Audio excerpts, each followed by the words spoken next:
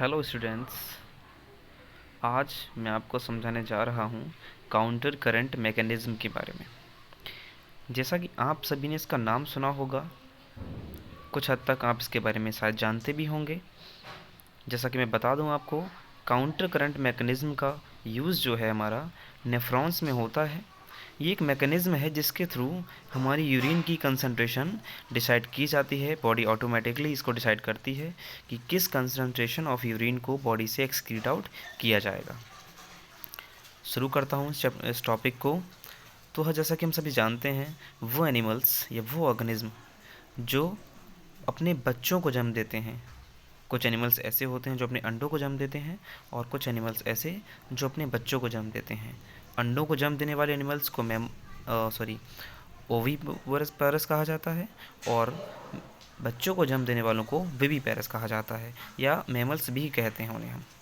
तो ऐसे ऑर्गेनिज्म जो अपने बच्चों को जन्म देते हैं मैमल्स कहलाते हैं। बेटा, मैमल्स में ही ये एबिलिटी होती है काउंटर करंट मैकेनिज्म की। मैक्सिमम मैमल्स में ये एक प्रोसेस है जिसके थ्रू हम यूरिन को डिसाइड करेंगे, क्या कंसंट्रेशन रहेगी यूरिन की जो पास आउट की जाएगी। Mammals have the ability to produce concentrate urine. Second point है इसका हेनलेज लूप। तो इस काउंटर करंट मैकेनिज्म में कौन कौन सा पार्ट है हमारा नेफ्रॉन का जो पार्टिसिपेट करता है, तो आइए समझते हैं। सबसे पहला आपको ये जानना ज़रूरी है बेटा, ये जो डायग्राम आपको दिखाया जा रहा है ये हेनले लूप का डायग्राम है। और आप सभी जानते हैं कि एफरेंट आर्टरियोल हमारा ब्लड लेकर आता है नेफ्रॉन में, और ईफरेंट आर्टरियोल पास करके जा रहा होता है बाहर। लेकिन ये ईफरेंट आर्टरियोल बॉडी से बाहर ना जाकर, या किडनी की बॉडी से बाहर ना जाकर, यहीं पर एक ब्रांच्ड स्ट्रक्चर बना लेता है और इस ट्यूब्यूल के चारों तरफ लिपट जाता है। और वो क्या करता है, वासा रेक्टा, उसे वासा रेक्टा कहते हैं, वो मदारी मदद करता है इसकी कंसंट्रेशन को डिसाइड करने में।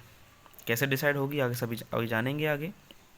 सेकेंड पॉइंट है the flow of filtrate in both limbs of Henle loops in opposite directions. इन दोनों लिम्स में, ये हेनेलूप्स का डिसेंडिंग लिम्ब है, ये हेनेलूप का असेंडिंग लिम्ब है।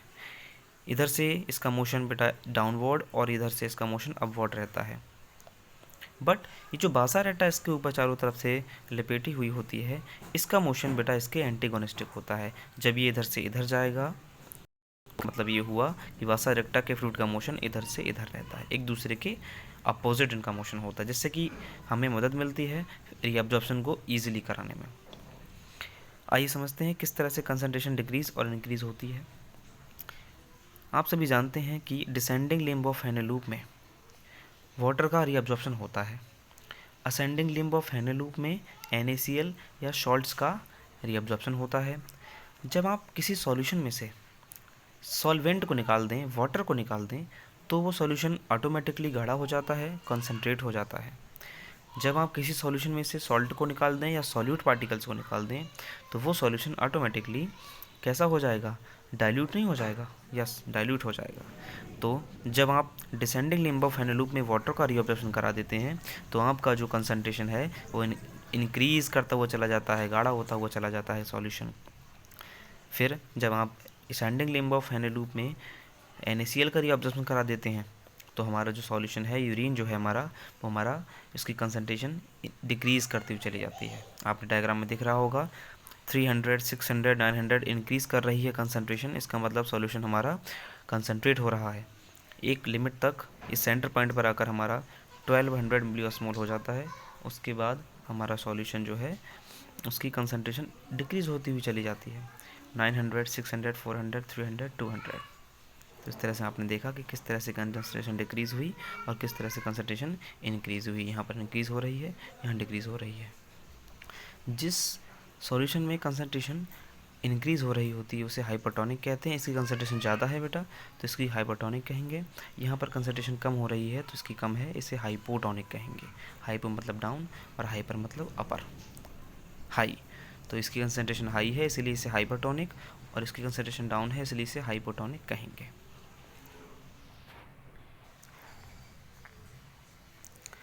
सेकेंड पेज पर आपको दिखाया जा रहा है एक नेफ्रॉन्स का डायग्राम दिया हुआ है बेटा। एक इसमें आपको दिख रहा है ये हमारा ग्लोमेरुलस है, बंचेस ऑफ कैपिलरीज, ये हमारा क्या है, afferent arteriole, this is a efferent arteriole. Bunches of capillaries में फिल्ट्रेशन होने के बाद हमारा जो फिल्ट्रेट है पीसीटी में एंटर करता है, पीसीटी से होते हुए हैंड लूप से होते हुए हमारा डीसीटी में एंटर, देन फिर कलेक्टिंग डक्ट के होते हुए हमारा बाहर निकल जाता है। तो ये जो हैंड लूप है यही रोल प्ले करता है मेन हमारी कंसंट्रेशन को डिसाइड करने में। यहाँ पर आप देख रहे हैं ये हमारा हैंड लूप दिया गया है, आपको एक डिफरेंट डायग्राम दिखाया गया है। इस डायग्राम से आप इजीली समझ सकते हैं किस तरह से हमारी कंसंट्रेशन चेंज होगी। ये हमारी इफरेंट आर्टरियोल वासा रेक्टा का फॉर्मेशन कर रही है। डिक्रीजिंग डिसेंडिंग हैंड लूप में कंसंट्रेशन बढ़ती हुई जा रही है क्योंकि हमारा वाटर रीअब्जॉर्ब हो जा रहा है वासा रेक्टा में। आप सभी जानते हैं वाटर रीअब्जॉर्ब होता है किसमें, डिसेंडिंग लिम्ब में, और असेंडिंग लिम्ब में सॉल्ट एब्जॉर्ब होते हैं। एब्जॉर्ब होने के बाद वो जाते कहाँ हैं, वो हमारे वासा रेक्टा में चले जाते हैं। यहाँ से वाटर जा रहा है इसके अंदर, यहाँ से NaCl जा रहा है। बेटा जब इसकी अब आप एक एंटागोनिस्टिक मूवमेंट देख रहे होंगे, जब इसकी कंसंट्रेशन इंक्रीज़ हो रही है 300, 400, 600, तब इसकी कंसंट्रेशन जो है ये आप देख रहे हैं ये डिक्रीज़ हो रही है। जब इसकी इंक्रीज़ हो रही है तब इसकी डिक्रीज़ हो रही है। असेंडिंग लिम्ब ऑफ हैंडले में NaCl का रीअब्जॉर्प्शन होने की वजह से इसकी कंसंट्रेशन डिक्रीज़ करती हुई जाती है, तब आप देख रहे हैं इसकी कंसंट्रेशन इंक्रीज़ हो रही है क्योंकि वो सॉल्ट इसमें ही तो जा रहा है, तो इसकी कंसंट्रेशन इंक्रीज़ हो रही है।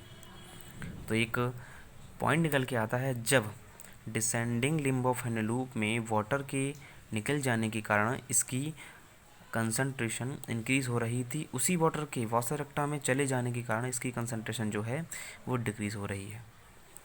Ascending limb of hand loop में सॉल्ट के रीअब्जॉर्ब हो जाने के कारण, बाहर चले जाने के कारण इसकी कंसंट्रेशन डिक्रीज़ हो रही थी, वही सॉल्ट वासा रेक्टा एक्सेप्ट कर लेता है जिसकी वजह से इसकी कंसंट्रेशन इंक्रीज़ हो रही है।